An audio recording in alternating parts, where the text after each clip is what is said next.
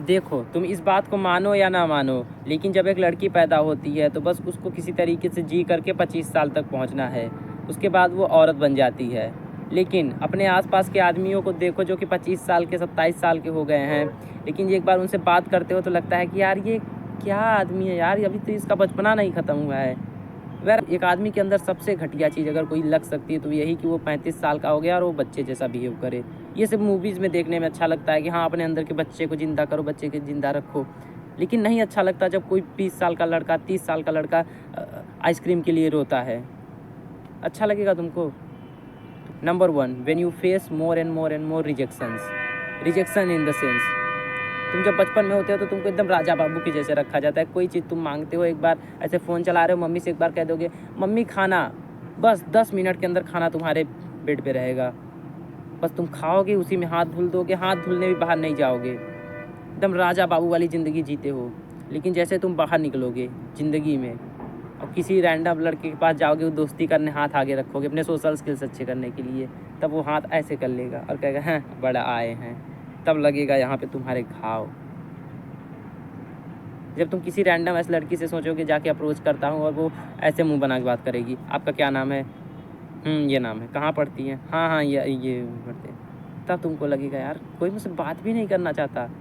जब तुम पहली बार यूट्यूब पे वीडियो अपलोड करोगे और 0 व्यूज़, 10 दिन 0 व्यूज़, कोई देख ही नहीं रहा है, तब तुमको लगेगा यार कोई मुझसे बात भी नहीं करना चाहता। मैं तो राजा था ना अपने साम्राज्य का, अपने घर का मैं तो राजा था, राजा बाबू था, मुझसे कोई बात क्यों नहीं कर रहा है? तब तुमको रियलिटी हिट होगी। वो बड़ा सा तुम्हारे अंदर वो घाव होगा और तुम उस घाव को तुम सहोगे। जब उस घाव को सह के कहीं से सर्वाइव कर ले जाओगे, then you will become the man. Point number 2, when you see your father doing work. देखो, हमारे लोगों जैसे बच्चों के लिए जिनके पापा की एवरेज जॉब करते हैं, मैं बिजनेसमैन लोगों की बात नहीं कर रहा हूँ जिनके बाप बिजनेसमैन है, मैं एवरेज लोगों की बात कर रहा हूँ जिनके बाप कहीं ना कहीं काम करते रहते हैं।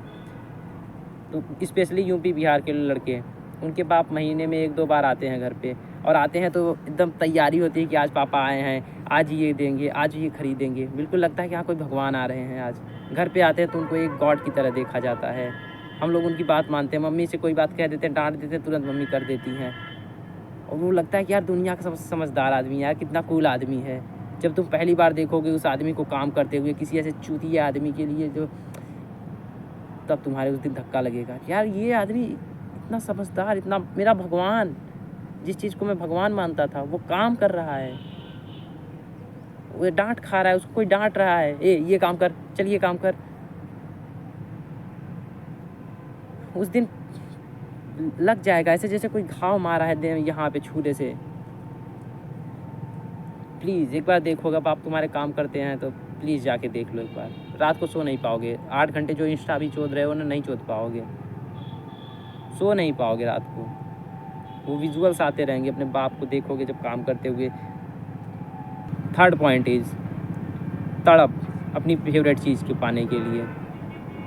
बचपन में तुम एक बार रो दो किसी खिलौने के लिए, रैंडम ऐसे खिलौने के लिए, मम्मी ये दिला दो ना, अगले दिन तुम्हारे घर पे होगी, तुम्हारे हाथ में होगी वो चीज़।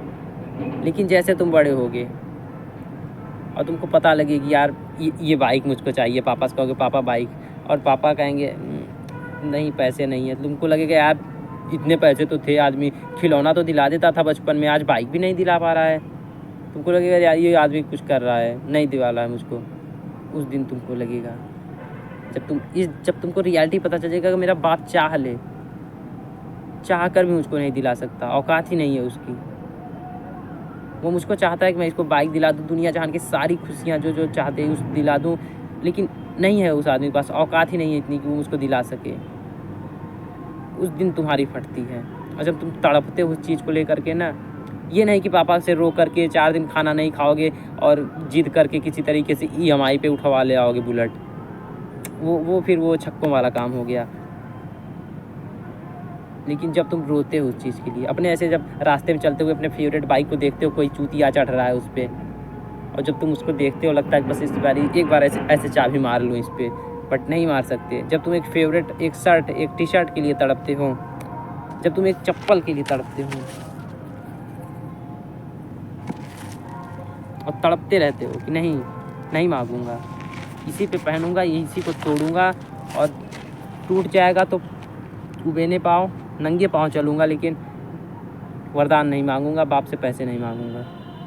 तड़पो अपनी चीज़ को लेकर के, जितना तुम तड़पते हो 1 साल 5 साल 10 साल, और तड़पने के बाद जब उस चीज़ को हासिल करते हो, तब जब तुम बुलेट खरीदते हो अपने पैसे से, और जब उस पैसे चाबी मारते हो ना, तो अपने तुम्हारे आसपास का वो लड़का जिसने EMI पे ली है, या फिर जिसे बचपन से मिला है, जिसको गैराज में ही खड़ी थी वो गाड़ी, पैदा होते मान ही उसके गैरेज में वो बुलेट खड़ी हुई थी।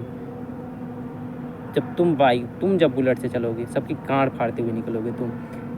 ट्रस्ट मी, अपने जो भी फेवरेट चीज़ है, जो भी तुमको चाहिए, तड़पो उसको, जुगाड़ लगा के हासिल मत कर लो कि शर्ट चाहिए तो जाके पापा से बोल दिए पापा शर्ट दिला दो, दिला देंगे।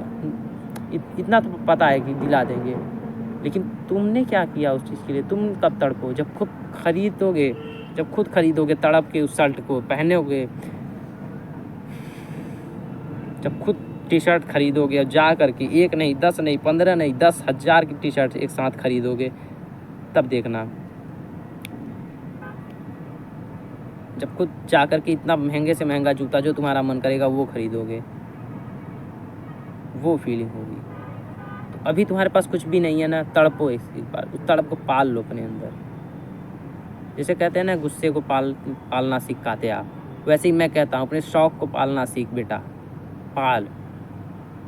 चॉइस तुम्हारे हाथों में है। अभी भी वो सब चूतियापे करते रहो, या फिर बाहर निकलो, रिजेक्शन फेस करो, बाहर निकलो, अपने बाप को काम करते हुए देखो, अपनी फेवरेट चीज़ के लिए से तड़प तड़प के मर जाओ, लेकिन जुगाड़ मत लगाओ। I hope you choose better. Love you, bye. Choice तुम्हारे ही हाथों में होती है।